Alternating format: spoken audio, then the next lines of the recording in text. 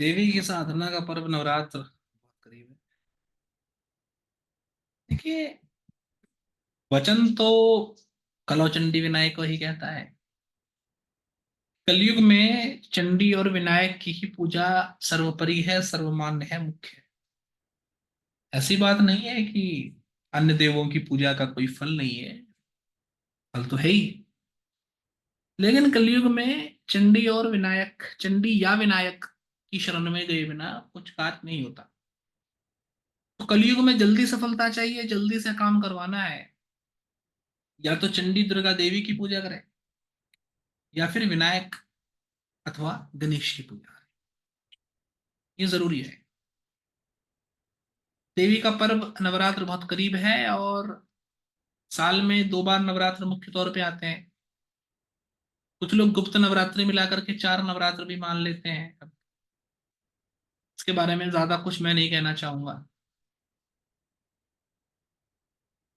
आम जन के लिए 2 ही बार का जो नवरात्र है, एक मार्च अप्रैल में आने वाला और एक अक्टूबर नवंबर में आने वाला, यही 2 ही मान्य है। मार्च अप्रैल में जो नवरात्र आता है, ये वैदिक नववर्ष के साथ शुरू होता है। वैदिक नववर्ष के साथ शुरू होने के वजह से, अगर पूरा साल अच्छा करना हो, पूरा साल मजेदार करना हो, देवी के आशीर्वाद से सारा अबूर करना हो, तो जो अप्रैल वाला जो नवरात्र है, इसको करना चाहिए। नववर्ष का आरंभ आप देवी के पूजन से करेंगे तो शक्ति का साथ पूरे साल आपके साथ रहेगा और साल बहुत अच्छा जाएगा।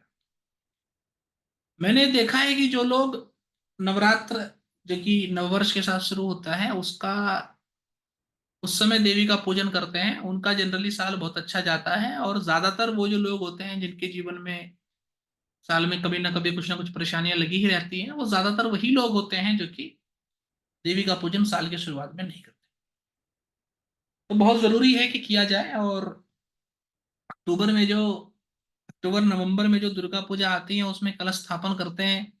इनफैक्ट ये जो अपना अप्रैल वाला है, इसमें भी कलश पूजन करते हैं, और कलश में अंकुर डाले जाते हैं, और अंकुर से जिस हिसाब से जो है कि फल का उदय होता है, उसके हिसाब से साल, आने वाला साल कैसा फल लेकर के आने वाला है उस व्यक्ति के लिए जिसने कलश स्थापना की है, इसका भी अनुमान लगाया जाता है। भविष्यवाणी की जाती है साल को लेकर के। मेरा यह मानना है कि अप्रैल में देवी का पूजन कर लें तो अक्टूबर नवंबर तक, जब तक नवरात्रि नहीं आ जाती, तब तक का साल बहुत अच्छा रहता है। अक्टूबर नवंबर के नवरात्रि में फिर से देवी का पूजन करें तो अगला, जब तक जो है कि अगले मार्च अप्रैल में देवी के पूजन का समय नहीं आ जाता, तब तक का साल बहुत अच्छा रहता है। ये मैंने खुद अनुभव से पाया है। तो देवी का पूजन साल में 2 बार करें, और उसके बाद अगर व्यक्ति साल में कुछ ना भी करे तो भी मैं समझता हूँ कि व्यक्ति को साल भर खूब मान सम्मान, लाभ, यश, तरक्की की प्राप्ति जो है कि होती रहे। ये तो अनुभवजन्य बात है। तो देवी का पूजन जो कि अप्रैल में आता है, नववर्ष के साथ जो शुरू होता है, इस नवरात्र को वासंतिक नवरात्र कहते हैं। वसंत में आने वाले नवरात्र को जो है कि बिल्कुल भी जो है ना छोड़े, और इसमें देवी का पूजन करें ही करें। देवी जो है, देवी भगवती जो है, भोग मोक्ष सब देती। किसी भी प्रकार की कामना व्यक्ति की हो, वो देवी पूरी करती है। देवी स्वभाव से राजस है। तो इच्छा पूर्ति के लिए कलो चंडी विनायक को क्यों कहा? क्योंकि कलयुग में व्यक्ति की इच्छा पूर्ति देवी और विनायक गणेश से बेहतर कोई करता नहीं। और देवी क्योंकि रजस तत्व के अधिष्ठात्री हैं, तो संतान प्राप्ति हो, धन प्राप्ति हो, विवाह हो, या किसी भी प्रकार के चीज की प्राप्ति हो, सुख सम्मान भाग्य सौभाग्य, देवी की पूजा से सदा ही सद्य फलदायी हो जाता है। तो इसलिए जो है कि देवी की पूजा करना बहुत जो है कि आवश्यक है। अगर इच्छा पूर्ति जीवन में चाहिए तो देवी का पूजन बहुत जरूरी है। किसी भी अन्य देवता का पूजन करता हो, देवी का पूजन ना करता हो, तो उस व्यक्ति के जीवन में इच्छा पूर्ति होगी, उसके जीवन में सौभाग्य होगा। इस बात को लेकर के मुझे पसंद से है। तो देवी का पूजन जो है कि अवश्य ही करना चाहिए, जरूर ही जरूर करना चाहिए। अब तंत्र में बात आती है जब हम तंत्र के भीतर जाते हैं तो भीतर जाकर के एक बात आती है कि सात्विक पूजन, राजसिक पूजन और तामसिक पूजन, किसी भी देवता की सत्व रजस और तमस तीनों प्रकार से पूजा की जा सकती है। कुछ देवताओं में जैसे कि भैरव, भैरव जी में तो अलग अलग प्रकार का ध्यान भी होता है ना। सिर्फ भैरव का सात्विक ध्यान अलग होता है, राजसिक ध्यान अलग होता है, तामसिक ध्यान अलग। तो नवरात्र में आप देवी दुर्गा का पूजन करने जा रहे हैं, देवी तो कुछ भी प्राप्त करा सकती है। सात्विक पूजन से देवी मोक्ष प्राप्त कराती है, सुख सौभाग्य प्राप्त कराती है। राजसिक पूजन से देवी धन, विवाह, संतान प्राप्ति, मान सम्मान प्राप्ति, स्थान प्राप्ति कराती है। तामसिक पूजन देव का देखिए किया जा सकता है, लेकिन मैं तामसिक पूजन लोगों को करने की सलाह नहीं देता, इसलिए बताऊंगा नहीं। ठीक है। तो सात्विक और राजसिक पूजन की, मोक्ष प्राप्ति के लिए सात्विक पूजन करें, कामना पूर्ति के लिए राजसिक पूजन। ये पूजन सात्विक, तामसिक और राजसिक कैसे हो जाता है?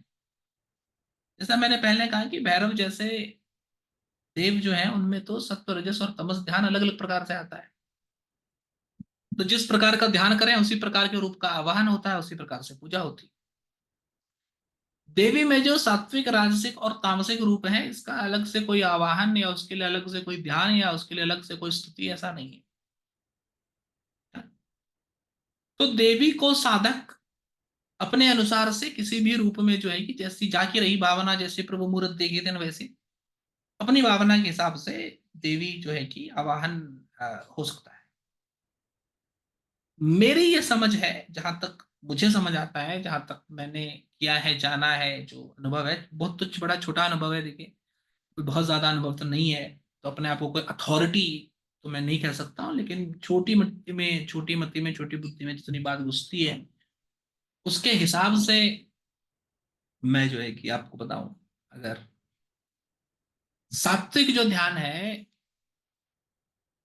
देवी दुर्गा को अगर सात्विक चीजें चढ़ाई जाए, सात्विक चीजों में फल आते हैं, फल और सब्जियां जो कि बनी हुई पकी हुई ना हो, ये सात्विक चीजें हैं।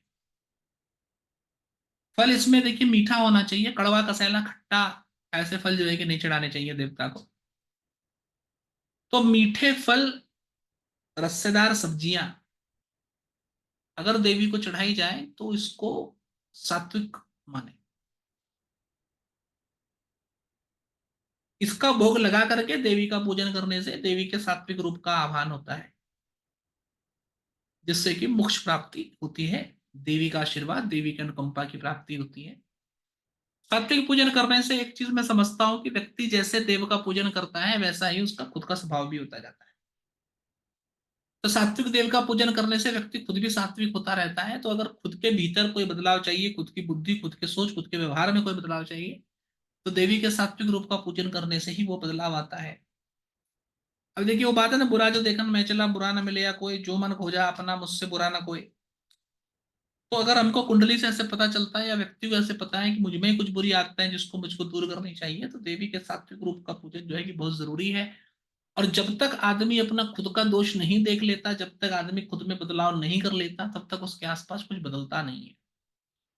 तो मेरे हिसाब से राजसिक पूजन आप शुरू करें, उसके पहले जरूरी है कि सात्विक पूजन कम से कम 4 नवरात्र किए जाए, उसके बाद ही राजसिक पूजन की ओर बढ़ा जाए। अन्यथा अपनी पात्रता, अपनी ग्राह्यता को सुदृढ़ किए बिना सीधा ही कुछ मांगने पहुंच जाना अच्छी बात नहीं है, और फिर मिलता भी नहीं। तो इसका जो है कि थोड़ा सा जो है कि ध्यान हमको करना पड़ेगा। दूसरी रही बात राजसिक भोग की, जब पकी पकाई चीज दी जाए तो इसको राजसिक भोग कहते हैं। तो नवरात्र में जब कन्या पूजन होता है तो पूड़ी, चने की सब्जी, आलू की सब्जी, ये जो है कि कुमारी पूजन में कुमारी को खिलाया जाता है। ये देवी को अर्पण करना, पका हुआ भोजन देवी को अर्पण करना, ये राजस भोग है। खीर हो गया, ये भी राजस भोग है। तो पका हुआ भोजन, खीर, पूड़ी, चने की सब्जी, आलू की सब्जी, इस सब का भोग अगर देवी को लगाया जाए, और ध्यान रखें कि भोग लगाने के पहले भोग लगाने वाला ना खाए, बेहतर हो घर में कोई ना। पहला भोजन देव को दें, उसके बाद उसका इस्तेमाल करें तो बहुत अच्छा रहता है। कोई भी चीज मैं समझता हूँ पहले देव को दी जाए फिर इस्तेमाल की जाए तो बहुत अच्छा रहता है। बहुत लोगों के घरों में मैंने देखा है कि वो लोग कोई भी नया कपड़ा लाते हैं तो पहले मंदिर में देवता को अर्पण करते हैं, दवाई वगैरह कुछ भी लाते हैं, खाने का सामान लाते हैं, पहले मंदिर में देवता को अर्पण करते हैं, उसके बाद ही ग्रहण करते हैं। और जो सब लोग ऐसा करते हैं उनके जीवन में सुख समृद्धि मान सम्मान, तो जो भी चीज वो अर्पण करते हैं उसकी बढ़ोतरी होती ही रहती है। तो जो धन ला करके पहले देवी को अर्पण करता है फिर इस्तेमाल करता है, उसको धन की कभी कमी नहीं होती। जो दवाई या खाने का सामान ला करके पहले देवी को अर्पण करता है फिर खाता है, उसको कभी बीमारी नहीं होती। देवी देवता को किसी को भी अर्पण करता है उसको पहले बीमारी नहीं होती। तो अर्पण करने की एक आदत जो है कि अपनी जिंदगी में डालें, इससे बहुत भला होगा। अनुभूत उपाय है, बहुतों को करते देखा है, बहुतों को कहा भी है। तो इसको करें ही करें। इसको करने से जो आशक्ति लाभ आपको प्राप्त होगा वो किसी और प्रकार से नहीं प्राप्त हो सकता, ये तो निश्चय जानिए। तो ये जो चीजें हैं, पकी हुई चीजें, इनको अर्पण करने से देवी के राजसिक स्वरूप का आवाहन होगा, और राजसिक स्वरूप का आवाहन होने से राजसिक इच्छाएं जो है कि फिर पूरी होती है। बाकी तामसिक रूप के आवाहन में प्याज लहसुन मिर्च, ये सब चीजों की जिस भी फूड प्रोडक्ट में बढ़ोतरी हो, है ना, कसाय कसेला नींबू वींबू ऐसी चीजें जब देवता को दी जाती हैं तो तामसिक रूप का आवाहन होता है। तामसिक रूप का आवाहन वगैरह करेंगे तो ध्यान रखिएगा कि तामसिक देवता आपके लिए अगर कुछ करेगा तो पहले तो आपकी पात्रता जांचेगा, और पात्रता नहीं मिलेगा तो जो देवी आपको आशीर्वाद दे सकती है, आपको दुलार सकते हैं, और आपको लात भी मार सकते हैं। पात्रता नहीं मिलेगी तो लात भी खाने के लिए तैयार रहना पड़ेगा। और अगर तामसिक शक्ति का दुरुपयोग किया जाए तो वो जो है कि दुरुपयोग करने वाले का ही नाश कर देती है। और ज्यादातर तामसिक शक्ति शक्ति का आप आवाहन करते हैं तो फिर तामसिक शक्ति की कुछ शर्तें होती हैं, जो शर्तें की व्यक्ति कभी पूरी नहीं कर पाता होता और फिर जो है चंगुल में फंस जाता है। तो तामसिक आवाहन से दूर ही रहेंगे तो अच्छा होगा। तामसिक आवाहन का कोई लाभ आपको खुद को नहीं मिलेगा, दूसरे को नुकसान पहुंचाने में इस्तेमाल होता है, लेकिन दूसरे को नुकसान पहुंचाएंगे तो खुद ही कर्म के बंधन में दुष्कर्म में फंसते चले जाएंगे, कुछ भला नहीं हो पाएगा। अतः ये काम बिल्कुल भी ना करें, नहीं करने से ही अच्छा है। तो ये तो हो गई देवी को भोग की बात, अर्पण की बात। पूजन में सबसे पहले आप देवता को जो है कि दीप जलाएंगे, धूप दिखाएंगे, पुष्प देंगे, पुष्प अर्पण करेंगे, और उसके साथ में देवता को भोग अर्पण करेंगे। और भोग को अर्पण करने के बाद आप आवाहन करना, स्तुति करना, मंत्र जाप करना इत्यादि शुरू करेंगे, है ना। तो जिस हिसाब से भोग देंगे देवता का वही रूप आपके सामने आएगा। और भोग के अनुसार ही आप अपनी इच्छा रखें। वो इच्छा आप संकल्प में कह भी सकते हैं या मन में केवल रख सकते हैं कि ये मेरी इच्छा है। संकल्प नहीं आता है तो देवी को वैसे कह सकते हैं कि हे देवी मेरी ये इच्छा है, और ये इच्छा को आप पूरी करें, और इच्छा के अनुसार भोग देंगे तो वैसा काम जल्दी होगा। इसकी प्रोबेबिलिटी होने की जो है कि संभावना बढ़ेगी। यहाँ तक कि किसी भी देवता को लेकर के सात्विक राजसिक और तामसिक भोग का जो मैंने आपको प्रकार बताया है, जनरली मैं कंसल्टेशन में क्लाइंट्स को जो मुझसे कुंडली दिखाने आते हैं उनको उनकी इच्छा के हिसाब से, कुंडली में ग्रह के हिसाब से, या जिंदगी में जो चीज चाहिए उसके हिसाब से वैसा ही भोग जो है कि मैं बताता हूँ व्यक्ति को। जैसे मानिए किसी को शादी करनी है, अब शुक्र का काम है शादी करना, शुक्र देवी लक्ष्मी को दर्शाता है, तो लक्ष्मी देवी के मंदिर में जाकर के खीर देने से जो है कि शादी बढ़िया हो जाएगी, जल्दी से हो जाएगी। अब मान लीजिए गुरु, मानिए कि आप सप्तमेश है, या गुरु शादी में किसी प्रकार की पीड़ा जो है कि कर रहा है, तो गुरु शिव शिव जी को दर्शाता है, सूर्य शिव जी को दर्शाते हैं, केतु शिव जी को दर्शाते हैं। तो गुरु सूर्य या केतु में से कोई विवाह में बाधा कर रहा हो तो शिवलिंग में जो है कि राजसिक चीजें अर्पण की जानी चाहिए। तो शिवलिंग में जो है कि आप खीर जो है कि शिव जी को अर्पित कर सकते हैं, और बाकी कोई जो है कि पका हुआ भोजन व्यंजन जो है कि वो शिव जी को अर्पित किया जा सकता है। ध्यान रखेंगे कि भोजन व्यंजन जो हम पका हुआ अर्पण हम उसको करेंगे वो जो है कि मीठा हो तो बहुत अच्छा है, खीर जैसा हो तो बहुत ही अच्छा है। और अगर मीठा ना हो, गुड़ वगैरह जो है कि ऐसी मीठी चीजें हो तो बहुत ही बढ़िया है। कसाय कसेला खट्टा ऐसी चीजें अर्पण करने से बचें तो ही ठीक रहेगा। तो देवता के मंदिर में हमको जाना है और देवता को हम अपनी इच्छा के हिसाब से भोग लगाएंगे, सम्मान अर्पित करेंगे, तो इच्छा के पूरे होने की संभावना बहुत बढ़ जाएगी। ये उपाय की तरह भी जनरली मैं जो लोग मेरे पास आते हैं उनको देता रहता हूँ। आप इसको खुद के लिए भी इस्तेमाल कर सकते हैं, और खुद के लिए इस्तेमाल करके जो है कि आपको बहुत ही जो है कि अच्छा अनुभूत फल जो है कि प्राप्त होगा, ऐसा मैं समझता हूँ। इसके अलावा अब क्योंकि नवरात्र है और नवरात्र के 9 दिन में देवी भगवती की पूजा होती है, और हम लोग अपने हिसाब से भोग तो लगाते ही है। नवरात्र के 9 दिनों में देवी दुर्गा के 9 स्वरूपों की पूजा होती है। अपने हिसाब से तो हम लोग भोग उनको लगाते ही रहते हैं, लेकिन मैं समझता हूँ कि देवी के विभिन्न स्वरूप के हिसाब से विभिन्न प्रकार की चीजें अगर 9 दिनों के हिसाब से भोग में लगाई जाएं साथ में, तो देवी के उस स्वरूप की कृपा प्राप्त करने में जो है कि बहुत मदद करता है। नवरात्र के 9 दिनों में देखिए, देवी कवच में श्लोक आता है ना, प्रथमम शैलपुत्री च द्वितीयम ब्रह्मचारिणी तृतीयम चंद्र घंटेति कुष्मांडेति चतुर्थकम पंचमम स्कंदमातेति षष्ठम कात्यायनीति च सप्तमम कालरात्रीति महागौरीति च अष्टमम नवमम सिद्धिदात्री च नव दुर्गा प्रकृतिता। है ना, 9 प्रकार की दुर्गा देवियां हैं जिनकी नवरात्रि के 9 दिनों में पूजा की जाती है। प्रथमम शैलपुत्री च, सबसे पहले देवी शैलपुत्री की पूजा की जाती है। शैलपुत्री मतलब हिमालय राज की पुत्री। तो पहाड़ों में पैदा होने वाली, शैल पर्वत में पहाड़ों में पैदा होने वाले जो फल इत्यादि है, अगर वो देवी को दिए जाए, सेब जैसे, देवी शैलपुत्री को, तो जो है कि मैं समझता हूँ कि बहुत ही अच्छा भोग रहेगा, और देवी आपकी इच्छा मनोकामना जो है कि जल्द से जल्द पूरी करेगी। अब क्योंकि देवी शैलपुत्री है और शैलपुत्र के रूप में शैलजा की पुत्री के रूप में देवी की पूजा होती है, शैलजा पुत्री के रूप में देवी की पूजा होती है, तो देवी को प्रसन्न करने से पुत्र की प्राप्ति जो है कि बहुत, पुत्र की प्राप्ति होती है, ये फल है ऐसा हम कहें।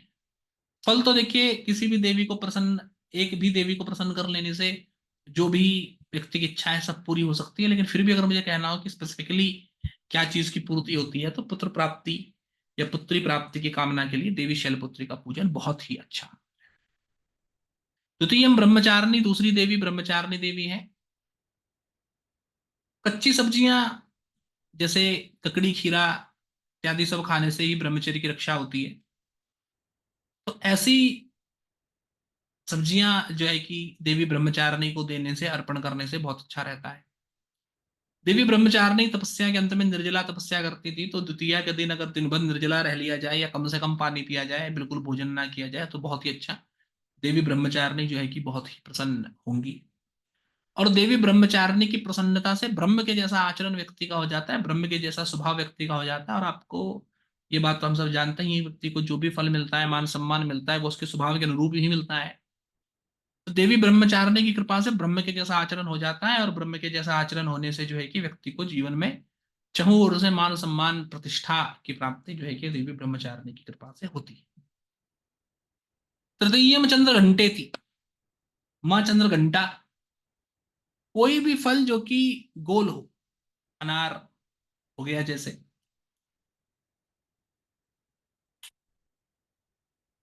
ये सब जो है कि अनार हो गया, तरबूज हो गया इत्यादि, ये गोल है फल, ये देवी चंद्र घंटा को अर्पण करने से देवी चंद्र घंटा की जो है कि शीघ्र कृपा प्राप्त होती है। और देवी चंद्र घंटा की शीघ्र कृपा प्राप्त होने से व्यक्ति को स्वास्थ्य के मामले में बहुत लाभ मिलता है। जिनका आयु को लेकर के संशय या संकट कुंडली के हिसाब से दिखता हो, उनकी आयु की वृद्धि भी होती है। कुष्मांडे थी चतुर्थकम, चौथी माता, माता कुष्मांडा है। कुष्मांड किसको कहते हैं? देवी कुष्मांडा, कुष्मांड कद्दू को कहते हैं, कदीमा या कद्दू जो है कि एक फल फल होता है, सब्जी होता है, उसको कुष्मांड कहते हैं। देवी कुष्मांडा और कुष्मांड जो है कि बहुत मिला जुला है। तो कदीमा या कद्दू का भोग कुष्मांडा देवी को लगाने से, क्योंकि उनका नाम उससे मिलता है, देवी की प्रसन्नता जो है कि प्राप्त होती है।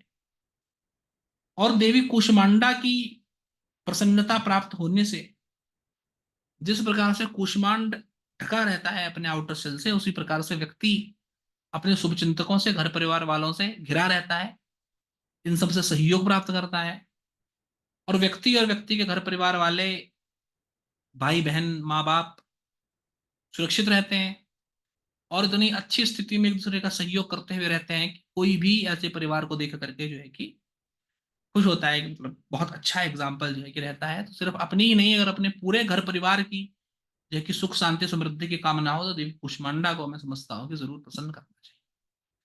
पंचम स्कंद माते जी, पंचमा पांचवा जो स्वरूप है स्कंद माता का स्वरूप है। स्कंद जो है कि देवताओं के सेनापति हैं। तो जिंदगी में प्रतिष्ठा, पोजीशन, पावर प्राप्त करनी हो तो देवी कुष्मांड, देवी स्कंद माता की पूजा करना बहुत जरूरी है। और स्कंद माता में देवी क्योंकि स्कंद की माता के रूप में पूजित होती हैं 5वें दिन में, तो पुत्र प्राप्ति के लिए, पुत्री प्राप्ति के लिए, या किसी भी प्रकार के संतान प्राप्ति के लिए भी स्कंद माता का पूजन करना बहुत ही अच्छा जो है कि है, बहुत ही अच्छा होता है।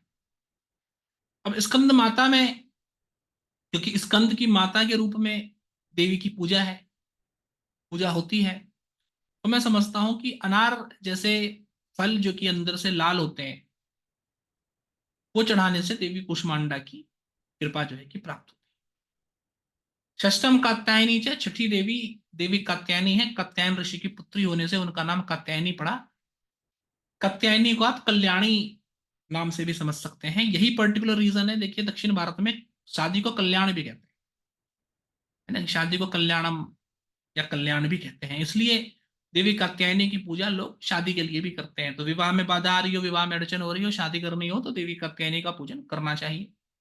कात्यायन ऋषि की पुत्री होने की वजह से देवी कात्यायनी का पूजन करने से हर प्रकार से व्यक्ति का कल्याण ही कल्याण होता है। वैवाहिक जीवन में किसी भी प्रकार की समस्या हो रही हो, प्यार न मिल रहा हो, वैवाहिक जीवन ना टिक रहा हो, पति पत्नी से मान सम्मान प्राप्त ना होता हो, प्यार ना प्राप्त होता हो, तो देवी कात्यायनी की पूजा करने से बहुत ही अच्छा फल जो है कि प्राप्त होता है। और देवी कात्यायनी को मैं समझता हूं कि लड्डू, खीर इत्यादि जैसा पका हुआ व्यंजन जो कि हम नववधु से, नई नवेली आई हुई वधु से घर में बनवाना चाहें, ऐसी चीजें चढ़ाने से जो है कि बहुत अच्छा। सप्तम काल रात्रि से, सातवीं देवी काल रात्रि है। देवी काल रात्रि का पूजन करने से देखिए व्यक्ति जिंदगी में कभी ना कभी शत्रुता, कंपटीशन या एंटी सोशल एलिमेंट, गैर सामाजिक तत्वों से जीवन में परेशान होता ही है ना। आप जिंदगी में सफलता प्राप्त करेंगे तो आपसे जलन रखने वाले लोग होंगे ही, आपके जीवन में बाधा पहुंचाने वाले लोग होंगे ही, आपका हित चाहने वाले लोग होंगे ही। जैसे जैसे आप जिंदगी में धनी और सफल होते रहेंगे और लोग सोचेंगे कि अरे ये धनी हो रहा है तो हमको धन दे, है ना, हमने इसको बेशक कोई सहयोग नहीं किया बुरे समय में, वो तो कोई बात नहीं, हम तो मौका परस्त हैं, लेकिन ये दूसरा व्यक्ति तो हमारे लिए कुछ करे। ऐसे लोगों की आपके आसपास में भरमार होगी, सबके आसपास में भरमार होती है। कलयुग है, कलयुग का लक्षण है, लेकिन ऐसे लोगों से कैसे बचेंगे? कौन बचाएगा? देवी कालरात्रि बचाएगी। देवी कालरात्रि के अलावा जो है कि कोई बचा नहीं सकता। तो इसके लिए देवी कालरात्रि का पूजन बहुत ही आवश्यक है। ख्रस्तता, देवी कालरात्रि जो है कि गधे के ऊपर बैठती हैं, और गधे से देवी शीतला का भी संबंध है। शीतला, जैसा कि आपको पता होगा कि चिकन पॉक्स, चेचक निकल जाता है, शीतला निकल जाता है बच्चों को, वायरल बीमारी होती है, तो किसी दवा से ठीक नहीं होती, समय लेकर के ही ठीक होती है। तो कोई भी असाध्य रोग, क्योंकि गंधर्व से दोनों का, देवी कालरात्रि का भी, खर से गंधर्व से देवी कालरात्रि का भी संबंध है, देवी शीतला का भी संबंध है। तो अगर कोई बहुत जानलेवा बीमारी होने की आशंका हो, कुंडली में देखिए हो गई है, उसके बाद करना तो उतना असरदार है कि नहीं है ये तो नहीं पता, है ना, क्योंकि मतलब अब हो ही चुका है तो क्या। लेकिन अगर ऐसी कोई आशंका है और देवी कालरात्रि का पूजन पहले से करता रहे, तो मैं समझता हूँ कि आदमी को समस्या जो है कि बहुत हद तक टाली जा सकती है ना। लेकिन होने के बाद कोई पूछे कि सर बीमारी हो गई, उसके बाद उपाय करने से क्या होगा, तो भाई अब पछतावे क्या होगा जब चिड़िया चुग गई खेत, है ना। तो बात में से कोई मतलब नहीं है। लेकिन पहले ऐसे अगर कुंडली में किसी के साथ रोग के लक्षण दिखते हो, तो देवी कालरात्रि का पूजन करने से जो है कि बहुत ही अच्छा फल जो है कि प्राप्त होता है। तो देवी कालरात्रि का पूजन जो है कि सप्तमी को करना चाहिए। और जिस भी देवी का पूजन करने की इच्छा हो, उस देवी के दिन, उस नवरात्र में जब वो तिथि पड़े, उस दिन जो है कि आदमी उपवास रखे, दिन भर जो है कि या तो निर्जला व्रत रखे, बिल्कुल पानी भी ना पिए, या अगर पानी पीना अनिवार्य हो, बीपी वगैरह की कोई समस्या हो, तो अन्न दिन भर और रात भर ना खाए, और केवल फलाहार करके, दुग्धाहार करके, केवल फल और दूध के बाय प्रोडक्ट्स लेकर के जो है कि उपवास करें। तो ये तो उपवास हो, ये तो उपवास हो गया। व्रत ये तब होगा जबकि आप जिस देवी का पूजन कर रहे हैं, जिस देवी के लिए व्रत रख रहे हैं, उसका महात्म्य, उनकी कथा भी जो है कि आप दिन भर पढ़ते रहें, उसी देवी के बारे में दिन भर चिंतन करते रहें, और इसके साथ में काम, क्रोध, मत, लोभ, मोह, मत्सर्य, संभोग इत्यादि चीजों से दूर रहें। किसी को गाली गलौज ना करें, गुस्सा ना करें, फालतू किसी से बात ना करें, संभोग इत्यादि ना करें, तब जाकर के जो है कि व्रत पूरा होगा। तो जिस देवी को प्रसन्न करना है, उनके दिन में जो है कि व्रत करना चाहिए, देवी का नाम जप इत्यादि करने चाहिए, देवी के मंत्र का जाप इत्यादि, ये सारी चीजें जो है करनी चाहिए।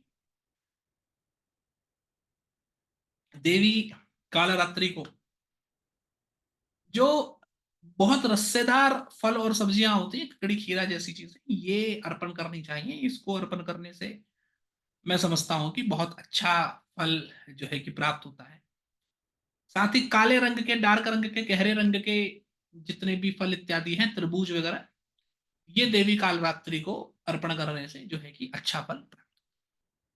महागौरी थी चाष्टमम, 8वीं देवी महागौरी हैं। देखिए ये जो नवदुर्गाएं हैं, ये देवी गौरी, देवी पार्वती का ही रूप है, या क्रमिक विकास है एक प्रकार से कह लें। तो महागौरी जो है, जो शिव की पत्नी है, जो शिवा है, वो 8वीं देवी हैं। और गौर का मतलब होता है सफेद, उज्जवल, ध्वल। तो जब आदमी पूरा स्वच्छ, पूरा अच्छा, पूरा साफ हो जाए, एक कथा किसी किसी पुराण में ये भी आती है कि देवी पार्वती काली थी, काले रंग की थी, भगवान शिव उनका मजाक उड़ा रहे थे। देवी इस बात से बहुत क्रुद्ध हो गई, उन्होंने जाकर के तपस्या की। तपस्या करने के बाद, तपस्या के फलस्वरूप उनका जो है कि काला काला जो है कि उनका रंग उतर गया, और वो जो है कि गौर रंग की हो गई, गौरी हो गई। और जो उनका काला रंग उतरा, उसके जमीन में गिरने से देवी कौशिकी उत्पन्न हुई, है ना, जो कि जिस देवी को फिर देवराज इंद्र ने कहा कि आप ये देवी को मुझे जो है कि बहन स्वरूप में भेंट भेंट करें। तो देवी कौशिकी को जो है कि, जो कि देवी पार्वती के शरीर के काले रंग से उत्पन्न हुई है, उनको इंद्र की जो है कि बहन भी कहा जाता है। तो पार्वती गौर तपस्या के बाद होती है। आप समझिए कि हिमालय राज की पुत्री से शिव की पत्नी बनने के बीच में जो वो कीमियागरी है, जो वो ट्रांसफॉर्मेशन है, वो महागौरी देवी जो है कि उसको रिप्रेजेंट करती है, उसको दर्शाती है। आप ये समझिए कि आपको मान सम्मान या किसी भी चीज की चाहत होती है, कि संतान पैदा कोई भी कर सकता है, माता पिता कोई भी नहीं बन सकता है। संतान पैदा करना अलग बात होती है, माता पिता बनना अलग बात होती है। तो जिम्मेदारी के साथ साथ आप उस जिम्मेदारी को निभाने लायक भी हो जाएं, ये देवी महागौरी के आशीर्वाद से ही होता है। तो ऐसा आशीर्वाद प्राप्त करना हो तो देवी महागौरी को प्रसन्न करना बहुत आवश्यक है। और सफेद रंग की जितनी भी चीजें हैं, दूध, खीर, मलाई इत्यादि, देवी महागौरी को अर्पण करने से बहुत अच्छा फल होगा। मलाई तो नहीं है, दूध, खीर इत्यादि करने से बहुत अच्छा होगा। नवमम सिद्धिदात्री चह, सिद्धि देने वाली देवी सिद्धिदात्री। देवी सिद्धिदात्री के बारे में कहा जाता है कि देव, मनुष्य, गंधर्व, यक्ष, राक्षस सब देवी सिद्धिदात्री की पूजा करते हैं। किसी के पास जो भी शक्ति, किसी के पास कोई भी शक्ति है दुनिया की, जो भी शक्तियां हैं, सब देवी सिद्धिदात्री की कृपा से ही लोगों को प्राप्त हुई हैं। तो जिनको जिंदगी में सिद्धि चाहिए, सिद्धि मतलब क्या होता है? जो आदमी, जैसे होता है कि मानिए कि कोई व्यक्ति इंजीनियर है, तो वो इंजीनियरिंग सीख रहा है। इंजीनियरिंग सीखेगा, उसके बाद फिर कुछ प्रोजेक्ट्स बनाएगा, कुछ घर बनाएगा। मानिए घर बनाने वाला इंजीनियर है, आर्किटेक्ट है, तो कुछ घर बनाएगा, और वो एक्सपीरियंस के साथ, ज्ञान के साथ, और बहुत सारे घर बना करके सिद्धहस्त हो जाएगा। मतलब अब वो कभी भी किसी भी मेंटल स्टेट में, किसी भी अवस्था में 100% कॉन्सेंट्रेशन दिए बिना भी घर बना सकता है, तो वो सिद्धहस्त हो गया, है ना। तो ज्ञान, ज्ञान के साथ अनुभव, और अनुभव के साथ वर्षों बरसों काम करना, इन तीनों के मिश्रण से जो ज्ञान प्राप्त होता है, उसको कहते हैं सिद्धि, है ना। तो आदमी पहले तो मंत्र जाप करे, फिर मंत्र जाप से जो शक्ति उत्पन्न होवे उसको पचा भी सके, और उसके बाद इतना मंत्र जाप कर ले कि वो मंत्र जाप ना केवल उसको फायदेमंद हो, जबकि वो किसी और के लिए भी अगर मंत्र जाप करे, तो जो फल उसको मंत्र जाप से प्राप्त हुआ है, वो फल वो दूसरे को भी प्राप्त करवा सके, तो कहेंगे मंत्र की सिद्धि होगी। तो जो भी काम आप कर रहे हैं जीवन में, उसमें आपका मान सम्मान हो, दुनिया आपको उस काम के लिए जाने, उस काम में आप इतने सिद्धहस्त हो जाएं कि आंख बंद करके भी वो काम करें तो एकदम सटीक, एकदम बढ़िया, एकदम ठीक से करें, ये देवी सिद्धिदात्री का आशीर्वाद है। जैसा कि मैंने कहा, जीवन में कोई भी शक्ति है, कोई भी पावर है, किसी भी प्रकार की कोई भी चीज है, देवी सिद्धिदात्री की कृपा से ही व्यक्ति को प्राप्त होती है। तो जिंदगी में अगर अपने आप को सिद्धहस्त बनाना हो तो देवी सिद्धिदात्री की कृपा बहुत आवश्यक है कि आपको प्राप्त हो। और देवी सिद्धिदात्री की कृपा आपको प्राप्त हो, इसके लिए मैं समझता हूँ कि दूध, दूध से बने हुए प्रोडक्ट्स, दूध से बनी हुई मिठाइयाँ, दूध से बनी हुई चीजें और विभिन्न प्रकार के फलों का रस देवी सिद्धिदात्री को अर्पण करने से देवी की शीघ्र ही कृपा, मैं समझता हूँ कि प्राप्त होती है। तो देवी को क्या क्या अर्पण करना चाहिए ये मैंने आपको बता दिया है। पूजा की शुरुआत में आप जो है कि पुष्प, दीप धूप पुष्प अर्पण करने के साथ में आप जो भोज्य पदार्थ है उसको भी अर्पण करेंगे, और उसके बाद देवी का आह्वान करेंगे, दुर्गा सप्तशती का पाठ करेंगे, दुर्गा सप्तशती के षडंगों का पाठ करेंगे। जिस देवी की आपने प्रसन्न करना हो उनके दिन में आप जो है कि व्रत भी रख सकते हैं। और हर एक देवी को अगर प्रसन्न रखना हो तो या तो व्यक्ति 9 के 9 दिन व्रत रखे, या अगर व्रत नहीं भी रख सकता है तो मुख्य जो चीज है व्रत के भीतर वो ये है कि व्रत के दिन काम, क्रोध, मद, लोभ, मोह, इन सब जो है कि षड रिपुओं का त्याग करे, और देवता के नाम का निरंतर चिंतन करे, देवता से जुड़ा हुआ पुराण कथाएं पढ़े, देवता के मंत्र का निरंतर जाप करे, और फालतू लोगों से बात करना, चुगली करना इत्यादि ये सब कार्य ना करे। तो अगर भूखा नहीं भी रह सकता है तो भूखा ना भी रहते हुए व्रत के इन सब नियमों का पालन करके देवी का पूजन करे, 9 के 9 दिन करे, 9 के 9 देवियों को प्रसन्न करे, या जिस देवी को प्रसन्न करना है उस दिन करे, ऐसी चीजों को भोग लगाए और व्यक्ति अच्छा फल प्राप्त करे। यही मेरी कामना है। और आप ये कैसे करें ये मैंने जो है कि क्या क्या भोग लगाए इत्यादि की वीडियो में मैंने समझा दिया है। इसका इस्तेमाल करके अगर आपके जीवन में कोई भला हो पाए तो मैं अपने आप को बहुत ही अनुग्रहित जो है कि समझूंगा। इसी अ, उम्मीद के साथ